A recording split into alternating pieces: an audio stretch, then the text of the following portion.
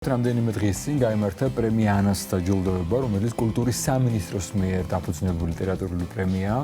დაჯილდოებაზე ქალი პოეტები, ქალი მწერლები არიან ხოლმე წარდგენილი და პოეტი ქალი აი ამ პრემიას გამარჯვებული არის ჩვენი სტუმარი, ქალბატონი მანოლ ნებულსკერია, დილომშვიდობის. მადლობა. პრემია ანას, მე ვფიქრობ, რომ ალბათ ყოველთვის განსაკუთრებით ქალი პოეტისთვის დიდებული ანას პრემია რაღაცა განსაკუთრებული უნდა იყოს და თქვენი ემოცია როგორი იყო, როდესაც წარდგენილი იყავით, როდესაც გაიგეთ, რომ თქვენ გადმოგვიწევთ ამ ნომინაციაში წელს ეს ჯილდო. ბუნებრივია, დიდი პატივია და რა თქმა უნდა ძალიან გამეხარდა.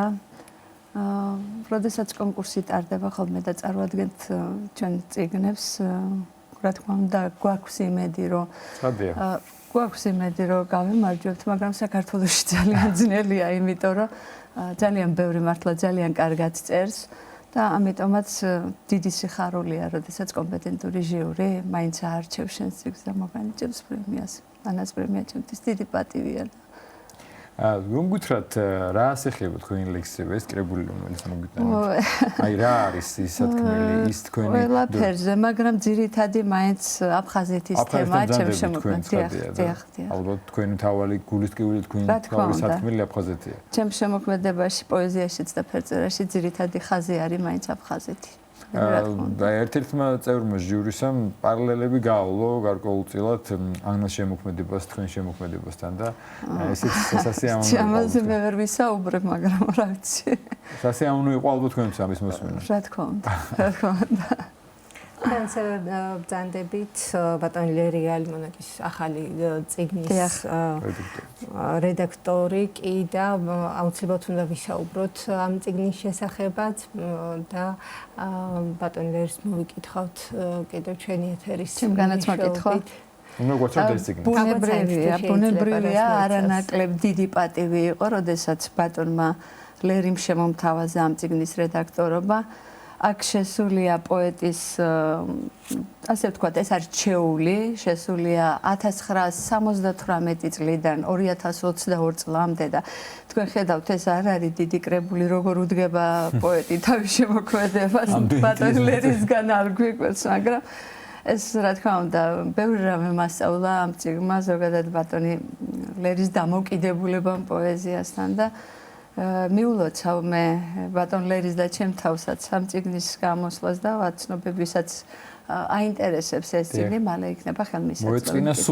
მოეწყინა სულს, დიახ და ცოტა დიზაინიც ეს თვითონ გადაწყვეტა ბატონმა ლერიმ, რომ სათაურის შესაბამისი ყოფილიყო დიზაინიც და ესეთი გამოვიდა ეს წიგნი. და რა არის ამის ძირითადი სათქმელი შინაარსი, რაც ამ წიგნში? ეს არის ბატონ ლერის პოეზია. ჩვენ ვიცით, რომ მას თარგმანში ძალიან დიდი წვლილი აქვს ქართული ლიტერატურის წინაშე. აქ პოეზია ყველაფერზეა, მაგრამ მაინც მარტოსულობა და ეხლა არ გაგვიკვირდება ბატონ ლერისგან ეს თემა და პოეტი, რომელიც ძალიან ამაყობს თავისი მარტოობით, განიცდის და კიდევაც სხვანაირად მას არ შეუძლია და ესაც ჩანს ამ კრებულში. და გარდა თარგმანისა ისიც უნდა აღინიშნოს, რომ ტერენტი გრანელი. რა თქმა უნდა, ტერენტი გრანელი თემა და დიდი წვლილი მიუძღვის ბატონ ლერის. კი ბატონო, წიგნები აქვს მიძღვნილი და ეს ყველა. თქვენ თვითონ როდის დაიწყეთ წერა? ახლა ძალიან საინტერესო მე აღმოჩნდა, ლოგიკური იყო, როცა თქვენ კრებულო თქვენ ლექსებზე ვლაპარაკობთ, უფრო მოგზალებული იყოთ ბატონ ლერის და თვითონ ცხადია, ეს ასე ხდება.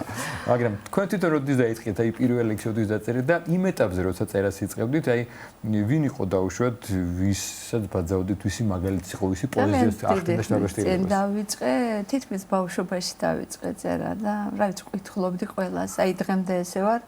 მაინტერესებს ყველა ავტორი, ცნობილი კლასიკოსებიდან დაწყებული, ჩემი თაობა, უფრო პატარებიც და ყველაფერს კითხულობ, რაც პოეზიაში ეხება. და პირველი ნაბიჯები როგორი იყო, თქვა თქვენთვის რამდენად მნიშვნელოვანია ხო ყველა ხელოვანი ადამიანისთვის ეს პირველი ნაბიჯები არასოდეს არ გავიწყდება თავისთავად პირველი ემოციები, პირველი აპლოდისმენტი, პირველი შექება. კი, ეს სკოლის პერიოდში დაიწყო და მე როდესაც უკვე სერიოზულად თქვა ასე შემოაფიჭე ამ თემაში, მინდა ვთქვა, რომ ცხოვრების ეტაპზე სულ კარგი ადამიანები შემოხვდნენ, კარგი თვალსაზრისით თვალსაზრისით, რომ მარწმუნებდნენ რომ უნდა მეწერა და აი ძალიან გამემართლა რა ადამიანებში. პირველი ვინ ჩემ შემოქმედებას ჩაავლო, ეს იყო მაშინ ნაკადულის რედაქტორი ბატონი ოთარ ჭელიძე, რომელიცაც თავისი გაზეთი ჰქონდა იმ პერიოდში და ბეჭდავდა თითქმის თვეში ორჯერ რომ მე უნდა მეწერა და თან ძალიან განიცდიდა მე რომ ის პერიოდი იყო აი დევნილები რომ ჩამოვედით. ძალიან განიცდიდა რომ რამე მხელი არ შეგიშალოს და არიქა არ მიატოვო და მოკლედ შემხდა რა ისეთი ადამიანები ვენაც დამარწმუნა რომ პოეზია იყო რაღაც დოზით ჩემი. თქვენი ლექსები თავიდანვე ამ მოტივით იყო გაჟღენთილი, რომელიც თქვა აფხაზეთს უკავშირდება, რომელიც თუ თავიდან ცოტა სხვა ჟღერადობა თავიდან ალბათ ლირიკა როგორც ხდება ხოლმე. როგორც აფხაზეთის სილამაზის ეგადრება. კი ბატონო. თუ გაქვთ ამაზე ინფორმაცია, თქვენი ლექსები, თქვენი შემოქმედება თუ ეცნობიან აფხაზეთში, ან თქვენ თუ ვთქვით რომ დაუშვათ გაგზავნოთ ქუგას ამ კუთხით ურთიერთობა. უნდა გითხრათ, რომ ეცნობა ის ძირითადად გალის მე galიდან ვარ და იქ ვინც არის, აი ყველაზე ჩემი დიდი გულშემატკივრები, ისეთი ადამიანები, ვისაც არ ვიცნობ, სოციალური ქსელებით მიკავშირდებიან და რაც არ უნდა გასაკვირი იყოს, იციან ყველა ჩემი წარმატება. ეხლა ანაზე იმდენმა მომწერა, რომ მეთქი საერთოდ galიდან ბევრმა და გულშემატკივრობენ და ჩემთვისაც რაღაცნაირი, აი ვინც არ უნდა იყოს, როდესაც აფხაზეთს მიხსენებს, იქ უკვე ძალიან ჩემი აქილევსის კუსლი. რა შეიძლება თქვენს ძალიან ლამაზ და მშვენიერ ფერწერულ ნამუშევრებს ამ შესახებაც მინდა გკითხოთ, რომ ამ კუთხით რამდენად ხართ აქტიური და დაკავებული. მადლობა. ეხლა მე დავიწყე სამსახური, მწერალთა სახლში ვმუშაობ და ნაკლები დრო მაქვს ამისთვის, ერთი წელია სახელოსნოში არ შევსულვარ. მაგრამ აქვე მინდა ეხლა გავაჟღერო, რადგან თემა მოიტანა, რომ მწერალთა სახლში ძალიან კარგი რაღაცები ხდება, ალბათ იცით და დღეს გვაქვს ჩვენ მუზას დაჯილდოება.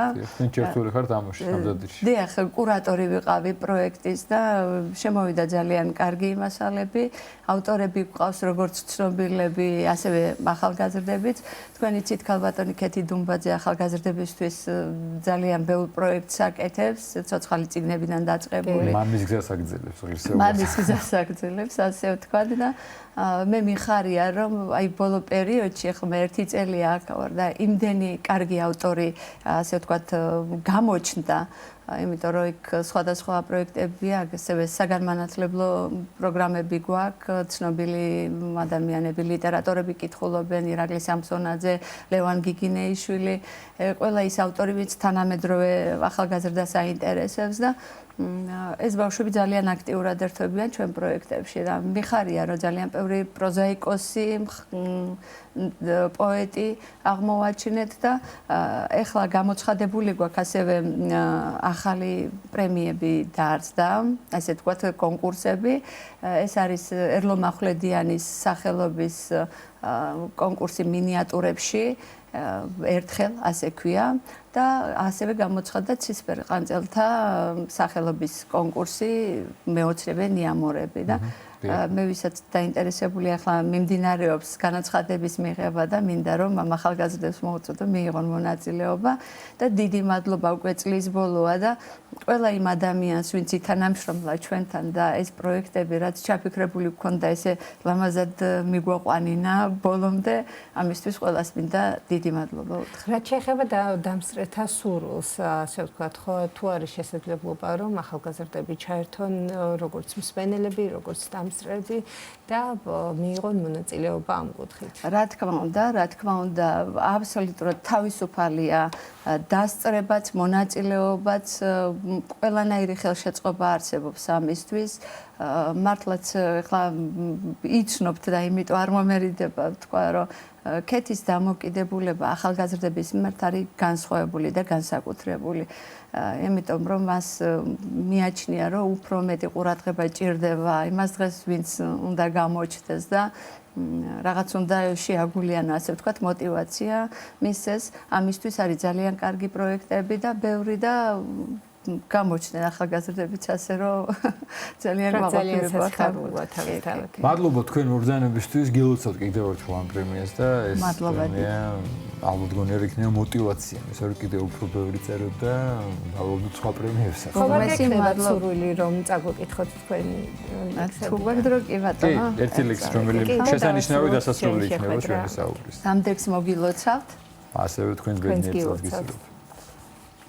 არაფერ შეცვლი შენ ეს ცხოვრება ასეთი გინდა ცას მოწყვეტილი კენტი ვარსკვლავი მიწისკენ მსრბოლი მზისფერი ხაზი ან როგორ შეცვლი ჩუმად გიყვარს მანდარინის ხე როგორც კეთროვანს გეთხოვება ახლა სამყარო თუ ეთხოვები ეს სულ ერთია არ ჩაქრობის სინათლის წელი აქვია და ვერ წართმეული პოეზია სიგიჟე არა ეს მსხმოიარე მანდარინების მგლოვიარე სურნელება და შენ თუ ატყობ გაბატონდნენ მზე და მთვარე დედამიწაზე ალბათ ამიტომ ჩვენ ამ გზაზე გვათენდება და გვაღამდება დიდი მადლობა უღრმესი მადლობა მადლობა მობრძანებისთვის გილოცავთ კიდევ ერთხელ და ბედნიერ დამდეგშობა ახალ წელს გისურვებთ და წარმატებულ ნაყოფიერ წელს მადლობა მადლობა პოეტი ქალბატონი მანონი გულისკერია იყო ჩვენი სტუმარი